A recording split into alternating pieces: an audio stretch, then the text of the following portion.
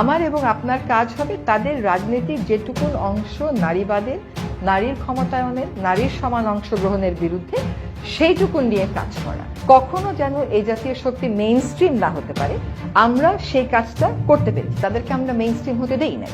অন্তর্বর্তীকালীন সরকারের একজন সাবেক উপদেষ্টা সৈয়দা রেজওয়ানা হাসান আত্মস্বীকৃত একজন ইলেকশন ইঞ্জিনিয়ারিং এর একজন রাজসাক্ষী। রিজওয়ানা যে বক্তব্য দিয়েছে, বক্তব্যের পর তাকে গ্রেফতার করে নির্বাচনকে প্রশ্নবিদ্ধ করার জন্য বিচারের মুখোমুখি করার দাবি জানাচ্ছি। রেজওয়ানা হাসান ওকে আপনি কম বয়স করবেন কিনা জানি না, আমার সমবয়সী, আমার সাথে 1 বছর ছোট। তুই কি করিচ্ছে? আপনি যদি তার ফেসবুক প্রোফাইলে যান তাহলে দেখবেন সে তার কি নিয়ে গর্ব করিচ্ছে, কাজকর্ম নিয়ে। 16 একর বন উদ্ধার করেছে 4 মাসে, এটাই হইতেছে তার সবচেয়ে বড় সফলতা। আর কি গাছের পেরেক লাগানোর বিরুদ্ধে লাগিয়েছে, নিজের হাতে কেমনে কিছু পেরেক উঠাচ্ছে দেখেছেন, এই হইতেছে তার অ্যাচিভমেন্ট দুটা। আর রেজওয়ানা প্লাস পলিথিন দিয়া গুগলে সার্চ দিলে দেখবেন খালি পলিথিন দিয়া বাক্য যারা, ও কিছু কবে পারি না, করলেই খালি ফ্যাস ফ্যাস করে কান। আর আমার নামে বিচার দেয় এর ওর কাছে। পরিবেশ মন্ত্রণালয়ের দায়িত্বে যে থাকবে সে তো সারাক্ষণ দৌড়ে বেড়াবে।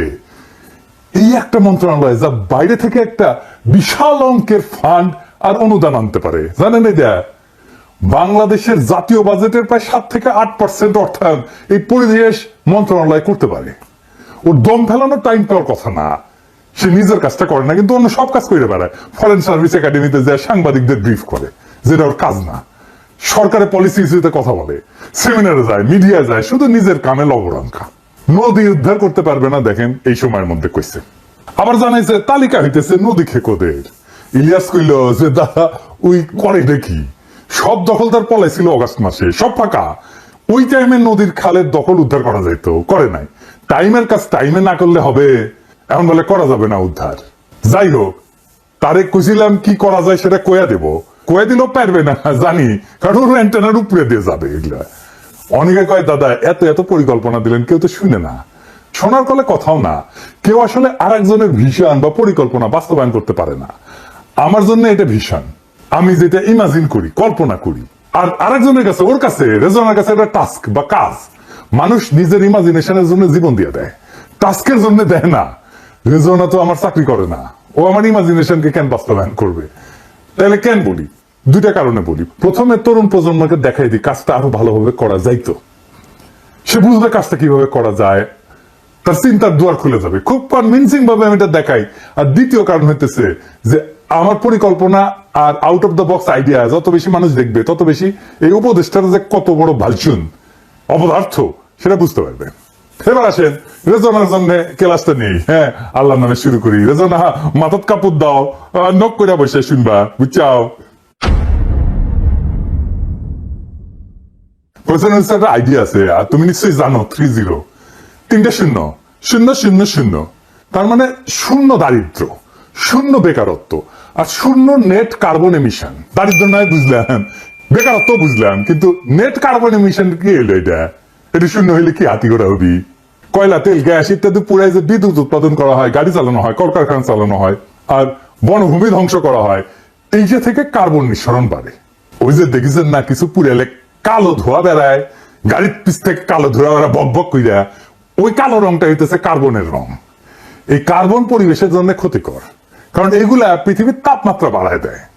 তাপমাত্রা বাড়াইলে অনেক সমস্যা হয়, যেমন ধরেন তাপমাত্রা বাড়াইলে অনেক বরফ জমে আছে মেরু অঞ্চলে, সে বরফ গলে যায়, বরফ গলে গেলে সমুদ্রের পানি বেড়ে যাবে। সমুদ্রের পানি যদি বেড়ে যায় তাইলে নিচু অঞ্চল ডুবে যাবে, তাই না? তাই তো হচ্ছে আমাদের উপকূল অঞ্চলে, তাই না? এগুলো পৃথিবীর জন্য ক্ষতিকর।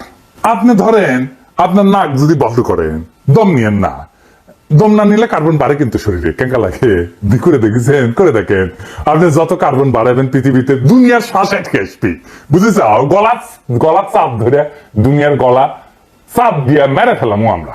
তো কার্বন নিঃসরণ কমাইলে কি লাভ?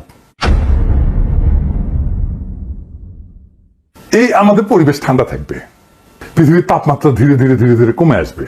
ফলে ওই যে মেরু অঞ্চলে যে বরফ গলে যাচ্ছিল সেটা আর যাবে না, মেরু অঞ্চলে আবার বরফ জমবে, সমুদ্র পৃষ্ঠের উচ্চতা বৃদ্ধি হওয়া বন্ধ হবে, কমে যাবে, আমাদের নতুন জমি বাড়াবে, উপকূল অঞ্চলে নতুন জমি বাড়াবে, প্রাকৃতিক দুর্যোগ কমবে। এই যে ঘন ঘন জ্বর, বন্যা, খরা, দাবানল এগুলো হইতেছে না, দেখেছেন না? এই যে লস অ্যাঞ্জেলস জ্বলে গেল একেবারে, এগুলো কমে যাবে। স্বাস্থ্য ভালো থাকবে মানুষের। কম কার্বন নিঃসরণ মানে কম বায়ু দূষণ, ফলে শ্বাসকষ্ট হবে না, অ্যাজমা হবে না, হৃদরোগ হবে না, ক্যান্সার হবে না, এগুলো কমে আসবে। আর কি, বন্যপ্রাণী, জীব বৈচিত্র্য, উদ্ভিদ, গাছপালা এগুলো রক্ষা পাবে। আর আমাদের যে ভবিষ্যৎ প্রজন্ম, তারা একটা বসবাসযোগ্য পৃথিবী পাবে, যেখানে বাস করে তারা শান্তিতে থাকতে হবে। সেটা তো আমাদের কাজ। আমাদের জিন্দেগি তো গেছেই, ওদের জন্য একটা ভালো পৃথিবী আমাদের রেখে যেতে হবে, তাই না? মানে ধরেন, আমরা যখন পৃথিবীতে আসিছিলাম, আমরা জিনকা পৃথিবী পাইছিলাম, উনকা পৃথিবী রেখে যাওয়া লাগবে তো আমাদের ভবিষ্যৎ প্রজন্মের জন্য, তাই না? এটা তো আমাদের দায়িত্ব। তো আমাদের সব মন্ত্রণালয়ের নানা কাজের মধ্যে এই 3-0 পলিসি থাকতে পারে। কোনটা হয়তো একটা জিরো নিয়ে কাজ করবে, কোনটা 2টা জিরো নিয়ে কাজ করবে, কিন্তু রেজওয়ানার মন্ত্রণালয়, পরিবেশ মন্ত্রণালয় পুরো 3টা জিরো নিয়ে কাজ করতে পারে।